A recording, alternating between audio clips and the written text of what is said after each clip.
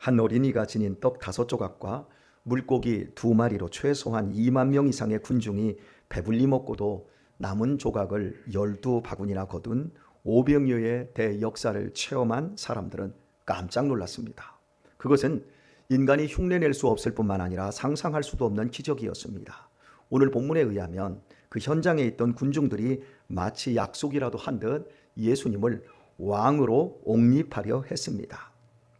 그러나 주님께서는 그들의 제의를 이런지하에 거절하였을 뿐만 아니라 그들을 떠나 혼자 산으로 가셨습니다. 예수님 당신 스스로 왕이 되고자 한 것도 아니고 대중들의 열화와 같은 요청이었다면 왕이 되는 것이 매우 영광스러운 일 아니겠습니까? 당신께 그토록 열광하는 군중들을 왜 등지고 떠나가 버리셨을까요? 그 이유를 추적하고자 합니다. 우리가 은혜 받고 있는 요한복음의 유치는 마태, 마가, 누가 복음에서 미처 기록하지 못한 것이나 동일한 사건이지만 그 동일한 사건에 대해서 보충 설명이 필요한 것들을 자세하게 기술해 주는 식으로 기록하고 있습니다. 그러므로 요한복음에만 죽은 나사로를 살린 사건과 물로 포도주를 만든 사건이 기록되어 있고 오병이어의 기적 이후 그 의미에 대해 6장 전체를 할애하여 자세하게 설명해 주고 있습니다.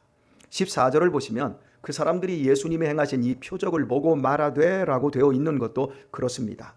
다른 복음서에서는 오병이어의 사건을 이적 혹은 능력이라는 말로 간단하게 다룹니다. 그런데 요한복음에는 표적이라고 기록하여 오병이어의 기적 속에 어떤 상징이 있음을 내포합니다. 어떤 사인이 있다라는 거죠. 그래서 영어 성경에는 표적을 사인이라고 표기하고 있습니다. 그러므로 우리 역시 이적으로서의 오병이어의 사건이 아닌 상징되어 있는 그 본래의 목적을 파악해야 하는 것입니다. 이런 표적이라는 의미에서 오병이어 사건을 다루어 보면 물고기 2마리로 대군중이 배불렀습니다. 엄청난 일인 것은 사실이지만 그들은 다시 배가 고파질 것입니다. 다음 날 아침이면 또다시 밥을 먹어야 합니다. 한 번 굉장한 것뿐이지 그것이 그들의 일생 동안 누리고 행복하게 될 근원적인 사건은 안 된다라는 것입니다. 그러므로 중요한 것은 이런 이적을 행한 분이 누구냐, 여기에 초점이 있고 이것이 무엇을 의미하는가에 여야 합니다. 이런 점에서 이적의 떡을 먹은 사람들의 반응을 살피는 것은 매우 중요한 일입니다. 그들 군중들이 과연 굉장하다고 느낄 이적을 넘어 하나님의 표적으로서 이 사건을 바르게 이해했는가입니다. 본문에 보면 예수님의 표적을 본 사람들이 말하기를 이는 참으로 세상에 오실 그 선지자라고 말을 했습니다. 그들은 단순히 놀랍다, 굉장하다 이것이 아닌 구약 성경에 게시된 그 선지자가 진짜 왔구나라는 반응을 보였습니다. 즉 그들은 오병이어 사건이 가리키는 정확한 사인을 읽었다고 할 수 있습니다. 신명기 18장 15절을 보면 모세가 말합니다. 나와 같은 선지자가 올 것이다. 이렇게 예언을 해놓았습니다. 그것이 이스라엘 사람들에게는 메시아, 즉 구세주를 대망하는 시작이 되었습니다. 이어서 구약 성경은 다윗의 가문에서 메시아가 올 것이며 또한 그 능력은 엘리야 같을 것이라는 예언으로 발전합니다. 그리하여 구세주의 대망은 유대인들의 신앙의 혼이 되었습니다. 메시아가 오기만 하면 모든 이스라엘의 문제는 다 해결되고 지상에 우뚝 선 나라가 될 것을 믿었습니다. 오병이어의 사건을 통해 기적을 맛본 유대 군중은 전혀 의심하지 않고 예수님을 그 선지자라고 알아본 것입니다. 표적에 대한 분명한 뜻을 이해한 것입니다. 그래서 그들은 예수님을 왕으로 세우고자 움직였습니다. 지극히 신앙적인 행위입니다. 그런데 예수님께서는 그것을 거부하고 혼자서 산으로 도망치다시피 떠나가셨습니다. 바로 이것이 중요한 부분입니다. 유대인들이 신앙적으로 행동했는데도 왜 예수님이 그들을 떠나셨을까요? 이 세상에 어려움이 없는 사람은 없습니다. 문제 없는 가정 역시 없습니다. 어떤 분은 자식이 말을 듣지 않아서 죽을 지경입니다. 어떤 분은 배우자와 맞지 않음이 가장 큰 문제입니다. 어떤 분은 식구 중에 치매로 수년간 어려움을 겪고 있습니다. 어떻게 할 수 없는 무서운 병입니다. 그 문제 때문에 모든 일에 의욕이 떨어지고 살아갈 희망조차 잃어가고 있습니다. 절망입니다. 그런데 누군가 배우자와 자녀를 사랑스럽게 바꾸고 치매를 고쳐낸다면 그 사람은 구세주가 되는 것입니다. 경제적으로 빚더미에 앉아 세상을 끝내려고 했는데 빚을 몽땅 갚아주고 원래보다 더 부유하도록 해 주었다면 이 또한 구세주가 될 것입니다. 그럼 과연 이것으로 끝일까요? 삶의 문제는 끝이 없습니다. 숨이 쉬어지는 내내 인간의 문제는 계속 만들어집니다. 그래서 더 많은 문제를 해결받고자 하는 욕심으로 계속 다른 것을 그 구세주에게 요구하게 될 것입니다. 인간의 욕심도 끝이 없기 때문입니다. 주님께서 당신을 왕으로 세우려고 하는 그들을 떠나신 이유는 유대인들이 예수님을 구세주로 못 알아보았기 때문이 아니었습니다. 문제는 그들이 예수님을 왕으로 옹립하고자 하는 의도였습니다. 예수님의 오병이어의 기적 이후 유대 군중의 마음 안에는 기본적인 욕구가 더욱 끌어올랐습니다. 유대인들이 예수님을 왕으로 세우고자 하는 이유는 성경에 근거한 메시아였기 때문이 아니었습니다. 예수님의 말씀에 순종하고 예수님의 통치에 따라 그 나라의 백성이 되고자 함이 아니었습니다. 예수님을 왕으로 세우면 밥 한 끼 배불리 먹은 것으로 끝나지 않고 평생 먹을 걱정이 해결될 일입니다. 뿐이겠습니까? 로마의 식민지에서도 구원하고 질병으로부터도 보호받으며 평생 행복하게 잘 먹고 잘 살게 될 것입니다. 즉, 내 말대로 움직여주는 램프의 요정 지니 같은 왕을 유대인들은 가질 수 있게 되어지는 것입니다. 이처럼 메시아를 알아보고 왕을 세우려는 모습이 성경에 부합된 듯 보이지만 실은 그 반대, 반성경적이었습니다. 예수님은 당신을 왕으로 옹립하려는 유대인들의 참된 실상을 정확히 알고 계셨습니다. 유대인들이 생각하는 자신들의 문제는 경제적으로 배고프고 정치 군사적으로 힘이 없다는 것입니다. 그것 때문에 자신들은 불행하다고 생각을 했고 하나님께서도 그 문제를 해결해 주시는 것이 당연하다고 여겼습니다. 질문 하나 던집니다. 과연 배부르고 등 따시면 무사무탈하게만 살 수 있다면 정말 행복한 것일까요? 잘 먹고 근심 걱정 없이 평안하게 잘 사는 것 좋은 것입니다. 인간이라면 모두 추구하는 것입니다. 하지만 누구도 한평생 부귀영화하고 무병장수하는 일은 없습니다. 혹여 있다고 가정해도 결국은 어디서 막힙니까? 죽음입니다. 죽음 앞에 끝입니다. 이는 절대 권력을 휘두르는 왕이라도 마찬가지입니다. 죽음이 꼭 100살 언저리에 있는 것이 아닙니다. 태어나는 순간 죽음의 위협은 언제든지 우리에게 옵니다. 죽음이 모든 것을 막히게 하는 근본입니다. 인류 역사 이후 어떤 왕도 당신의 백성들의 죽음 문제를 해결해 준 왕이 없습니다. 대왕이라 칭하는 키루스, 알렉산더, 진시 황제, 칭기스칸도 백성을 죽음으로부터 지켜주지 못했을 뿐만 아니라 도리어 젊은 나이에 자신들이 죽음의 속수무책으로 당했습니다. 그것이 이 세상 모든 왕들의 한계입니다. 구약 성경의 그 지난한 역사 속에서 약속한 메시아가 겨우 일장 춘몽 같은 부귀영화를 주시고자 이 땅에 오신 것입니까? 겨우 먹다 죽을 인생들에게 조금 잘 먹게 해주려고 하나님의 아들이 십자가에서 죽으셨겠습니까? 주님은 이 세상에 태어나실 때 이미 왕이셨습니다. 동방박사들과 목자들의 경배를 핏덩이 때부터 받으셨습니다. 천사들의 영광스러운 찬양에 왕이 이 땅에 강림하셨습니다. 예수님은 인간이 생각하는 왕된 수준이 아닙니다. 예수님은 인간의 동의가 필요 없는 하나님께서 보내주신 왕이셨습니다. 사람이 옹립해야만 왕이 되는 존재가 아니셨습니다. 주님은 그 자체로 왕이셨습니다. 주님은 인간의 진정한 문제와 결핍을 알고 계시며 그 문제를 해결하시고 그 결핍을 채워주실 왕이십니다. 인간의 진짜 문제는 죄입니다. 죄로 인해 인간은 하나님을 떠났고 자신이 왕이 된 그것이 진정한 문제입니다. 인간의 결핍은 돈이나 배고픔이 아닌 하나님의 사랑과 은혜로 심령과 삶이 채워지지 않는 것이 진짜 결핍입니다. 그리고 인간의 진짜 불행은 죽음 너머에 하나님의 무서운 진노의 심판이 기다리고 있다는 것입니다. 그러므로 죄 문제를 해결하고 하나님의 무서운 심판을 사랑으로 바꾸는 것, 그것보다 시급한 일은 없습니다. 그래서 구약 성경에서 하나님은 이 문제를 해결해 주실 메시아를 보내주시기로 약속을 하셨습니다. 애굽의 종살이에서 구원해낸 모세 같은 그 선지자, 하나님의 마음에 딱 들었던 다윗과 같은 그 왕, 하늘에서 불을 내려 이스라엘을 단번에 하나님께로 돌아오게 한 엘리야 같은 선지자처럼 활동할 구세주를 보내주시겠다고 하신 겁니다. 그가 바로 죄와 죽음에서 건져내실 왕이 될 것입니다. 그리고 바로 그런 분이 유대인들 앞에 지금 나타났습니다. 소경의 눈을 뜨게 하고 안진뱅이를 일으켜 세우고 죽은 자를 살리고 물고기 2마리와 보리떡 5개로 대군중을 먹이는 표적을 보이시며 유대인들에게 온 것입니다.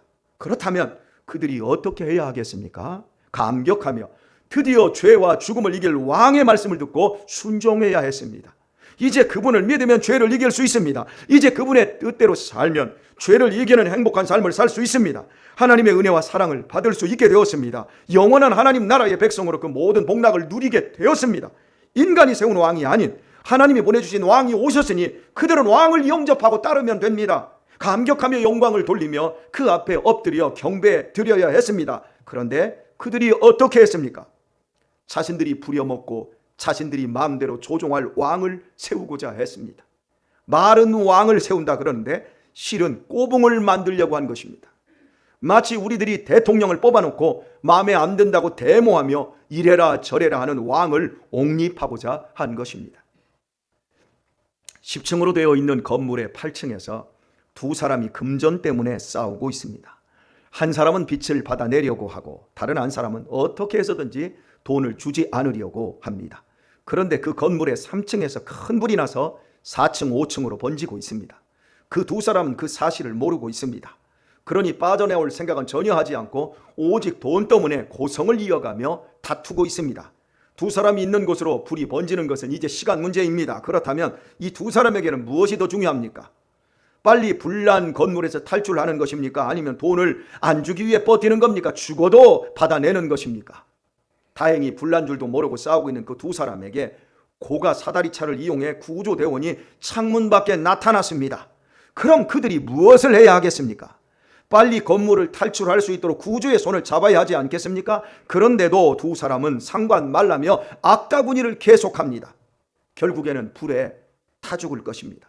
하나님께서 유대인들에게 그리스도 예수님을 보내심은 죽음과 진노의 심판에서 구원해 주기 위해서였습니다. 불타는 지옥의 영원한 고통에서 건져서 영광스러운 천국 백성으로 회복시켜 주시고자 예수님이 오신 것입니다. 그런데 수많은 유대인들은 자신들의 죄와 죽음의 문제는 그대로 놓아두고 이 세상의 모든 왕들이 한 왕도 예외 없이 걸었던 그 허무하고 썩어질 영광을 구하고자 예수님을 왕으로 옹립하고자 혈안이 되었습니다. 그래서 예수님이 그들을 떠나셨고 며칠 후 바로 그들이 군중의 힘을 이용 예수님을 십자가에 못 박으라고 소리를 질러 빌라도 총독의 손을 빌려 예수님을 죽였습니다. 이것이 인간입니다. 그들은 예수님의 기적을 보았고 오병이의 기적의 떡도 먹었고 예수님의 능력도 믿는 사람들이었습니다. 예수님을 왕으로 옹립하고자 하는 그들의 모습은 겉으로는 너무나 신앙적인 모습이었습니다. 그런데 그들이 예수님을 죽였습니다. 이 같은 모습은 오늘날도 다르지 않습니다. 겉은 훌륭한 교인인데 속은 세상 사람들이 많습니다. 예수님을 구주와 왕으로 따른다고 하지만 실제로는 주님의 말씀을 순종치 않고 주님의 질서에 따르지 않습니다. 오직 내가 원하는 것을 내줘야 하고 하나님이 오직 내 말을 들어줘야만 합니다. 즉 자신이 주님의 왕인 것입니다. 누가 왕입니까? 말은 행동은 예수님이 왕이라고 하지만 실은 그것은 가면이고 자신이 왕인 겁니다. 자기 뜻대로 되지 않으면 발톱을 드러내는 목사와 성도들로 인해 오늘날 교회들이 아프고 시끄럽습니다. 내 시간, 내 상황, 내 자존심 밑에 주님을 두고 있는 사람은 결코 주님을 왕으로 모신 사람이 아닙니다. 그런 사람은 주님의 백성이 아니며 주님의 보호를 받을 수도 없습니다. 내 재산, 내 전 존재, 내 목숨보다 더 큰 영원한 생명과 썩어지지 않는 영광을 값없이 은혜로 우리가 받았습니다. 절대 눈으로 보이는 이 세상에 가치 있는 것과 비교 자체가 안 되는 크고 영원한 것을 우리들이 받았단 말입니다. 그런데 자꾸 세상의 것과 비교해서 유축되고 거짓되고 시험됩니다. 속지 마십시오. 십자가와 부활로 인한 생명과 그 약속과 누릴 영광을 어떻게 보여지는 것으로 비교합니까? 키루스 대왕도 알렉산더도 칭기스칸도 누리지 못한 영원한 생명과 영원한 영광을 우리가 받았습니다. 그런데 어떻게 우리가 그런 것들과 비교해서 위축됩니까? 내가 왕된 자리에는 예수님 없습니다. 내 착각이지요. 내가 왕된 가정에는 예수님이 왕으로 임재해 계시지 않습니다. 내가 왕인데요. 헛된 것을 위해 예수님을 왕 삼으면 예수님은 산으로 떠나십니다. 내 삶에 예수님을 왕으로 모셨습니까? 정말 모셨다고요? 우리 가정에 예수님이 왕이시라고요? 내 삶의 일터에서 예수님이 나의 왕이시라고요? 정말 주님이 여러분이 고백하는 대로 거기 계시기를 바랍니다. 어제 입양기관의 협조로 서울 논현동 스튜디오에서 가족 사진을 찍었습니다. 30대 후반의 촬영 기사님이 부인과 함께 1시간이 넘는 시간 동안 우리 가족을 편안하게 리드해 주었습니다. 사진 찍는 게 쉽지 않더라고요. 저는 처음으로 1시간 이상 사진을 찍어봤어요. 얼마나 힘들었는지 몰라요. 그런데도 편안하게 그 시간들을 즐길 수 있었어요. 스타벅스에서 산 주스와 고급스러운 치즈케이크와 과일 간식을 풍성히 준비해서 촬영 중간에 마음껏 우리 아이들과 제가 먹을 수 있도록 그 기사님이 배려해 주었고, 금방 아이들 이름을 외워서 다정하게 이름을 불러주며 1시간의 지루하고 힘든 여정을 행복하게 해 주었습니다. 말 한마디 한마디에 친절이 묻어나고 셔터를 누를 때마다 배려가 느껴졌습니다. 깜짝 놀란 것은 따로 있었습니다. 촬영에 들어가기 전 우리에게 정중하게 그 기사님이 이렇게 물었습니다. 기도하고 시작해도 되겠습니까? 그분은 제가 목사인지 우리가 크리스천 가족인지 모르는 상태에서 기도를 제안하는 것이었습니다. 그래서 제가 너무 좋지요. 그러면 기도해 주시겠습니까? 그랬더니 기사님이 우리 가족들이 손을 잡으라고 하고 당신도 끝에서 손을 잡았습니다. 그리고 기도하기를 사진 찍는 동안 하나님이 함께 하셔서 충분히 가족의 사랑과 행복을 느끼도록 임재하여 달라고 기도를 했습니다. 1분이 채 되지 않은 짧은 기도였지만 뜨겁게 내면을 데피는 기도였습니다. 어찌 되었겠습니까? 사진을 찍는 내내 주님의 임재가 있었습니다. 제가 웃는 포즈를 취하면서도 제 눈에서는 계속해서 이슬이 맺혀서 계속해서 손으로 눈물을 닦아내야 했습니다. 저는 1시간 동안 사진을 찍은 것이 아니라 주님의 임재 가운데 예배를 드린 느낌이었습니다. 그 기사님은 단순히 밥벌이를 위해 일하는 분이 아니었습니다. 그분은 사진으로 주님의 일을 하는 성직자였습니다. 그분은 자신이 왕이 아닌, 돈이 왕이 아닌 예수님이 그분의 왕이셨습니다. 입양기관하고 협찬할 때는 사진사들이 마진이 굉장히 약합니다. 저는 송탄에서도 사진을 찍어봐서 압니다. 너무 약하게 돈을 주는 겁니다. 그래서 한 장소에서 그냥 깜깜한 실내 한 장소에서 포즈는 2개, 3개 정도로 찍고 사진은 원본도 주지 않습니다. 그런데 이분은 입양기관에서 협찬하는데도 우리나라에서 최고로 좋은 스튜디오, 논현동에 있는 스튜디오, 우리가 갔더니 1층에서는 방송국에서 광고 사진을 찍고 있더라고요. 그러니까 얼마나 좋은 스튜디오입니까? 그 스튜디오를 빌린 거예요, 그분이. 그리고 1시간여 동안 사진을 찍는데 장소를 4군데나 옮겨가며 포즈를 30번 이상 바꾸면서 500여 번의 셔터 이상을 누르는 거예요. 그리고 이메일을 알려달라고 하더니 모든 사진을 다 드리겠습니다. 그분은 돈을 벌기 위해 그 일을 하는 게 아니더라고요. 촬영이 끝나고 인사를 나누면서 제가 목사인 것을 밝히고 어떻게 이렇게도 귀한 삶을 사시냐고 제게 물었습니다. 그랬더니 기사님은 자신도 모태신앙으로 태어나 돈 벌고 성공하는 것을 인생 목표로 삼고 살았다고 합니다. 그러다 사업이 어려워지고 형편이 어려워 김포로 이사해 작은 개척교회를 다니게 되면서 말씀이 들려지더라는 겁니다. 인생의 고난이 하나님의 확성기가 되어 하나님의 말씀이 들려지더라는 거예요. 지금까지는 그냥 교회 가서 예배드리고 고개 끄덕거리고 말았는데 하나님의 말씀이 내 귀에 들려지더라는 거예요. 그래서 출퇴근하는 길에 계속적으로 유튜브로 말씀을 듣고 찬양을 드리면서 주님을 인격적으로 만나게 되었다고 합니다. 그 후로 자신의 인생을 주님께 드리기로 헌신하니 같은 일을 하는데도 삶의 자세와 태도가 바뀌었다고 합니다. 그분의 귀한 삶을 칭찬하는 저에게 그분은 목사님의 칭찬이 하나님의 격려 같습니다. 그리고는 눈시울이 붉어졌습니다. 어떤 사람들이든지 주님을 왕으로 모신 그분의 카메라 앞에 앉으면 새로운 생명, 신선한 충격을 받게 될 것입니다. 주님을 왕으로 모신 분들이 우리 삶의 요소에 있기에 이 어두운 세상은 아직도 밝게 빛나고 있는 것입니다. 고린도 후서 13장 5절 말씀은 이렇습니다. 너희가 믿음에 있는가 너희 자신을 시험하고 너희 자신을 확증하라. 예수 그리스도께서 너희 안에 계신 줄을 너희가 스스로 알지 못하느냐? 그렇지 않으면 너희가 버리운 자니라. 스스로 안다라는 거예요. 예수 그리스도께서 너희 안에 계신 줄을 너희가 스스로 알지 못하느냐? 내 안에 예수님이 계신지 난 모르겠어요. 도대체 난 모르겠어요. 여러분, 내 안에 임신한 사람이 내 안에 아기가 들어있는지 모르겠어요. 말이 됩니까? 내 안에 예수님이 계신 걸 어떻게 몰라요? 내가 과연 주님을 왕으로 믿고 있는지 어떻게 무슨 방법으로 점검해 볼 수 있겠습니까? 간단합니다. 욕망을 채우고자 양심을 속이고 말씀의 뜻이 분명한데도 자기 소견에 옳은 대로 산다면 주님이 왕이실 수 없습니다. 어떤 분이 저한테 묻더라고요. 목사님, 11조 해야 됩니까? 이미 주신 말씀인데 그걸 저한테 물어요. 그 제가 아무 말 안 했어요. 욕망을 채우고자 양심을 속이고 말씀의 뜻이 분명한데 자기 소견대로 산다면 주님이 왕이실 수 없는 거예요. 그 사람의 왕은 여전히 자기 자신이든지 돈이든지 아니면 다른 쾌락일 거예요. 진정 주님을 왕으로 모신 사람은 결코 보이는 것만을 보지 않습니다. 보이는 사물과 사건 너머에 있는 하나님의 손길과 하나님의 뜻과 하나님의 약속과 하나님의 영광을 바라봅니다. 그래서 자기 욕망을 채우기 위해 주님을 왕으로 옹립하려는 넓은 길을 버리고 홀로 영원한 꿈을 꾸며 좁은 길을 갑니다.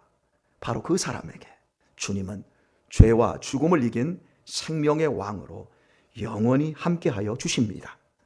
그리하여 이 거친 세상에서 다른 사람들이 알 수 없는 평강을 누리며 그의 내면과 그의 가정과 그의 일터에는 하나님의 임재가 가득한 나라가 되어집니다. 오늘의 말씀을 맺겠습니다. 오늘도 똑같은 잠자리에서 일어나 어제와 똑같은 모양의 하루를 시작했습니다. 먹고 일하고 자고 떠들고 먹고 일하고 자고 떠들고 내일도 오늘처럼 그럴 것입니다. 그러나 언젠가 그 일상의 반복이 멈추는 날이 옵니다. 그리고 바로 그때 직분의 높음과 낮음과 상관없이 주님이 내 왕이신지 내가 주님을 꼬봉으로 부렸는지 판명될 것입니다. 주 안에서 사랑하는 우리 교우 여러분, 예수 그리스도께서 나의 왕 되심을 믿습니까?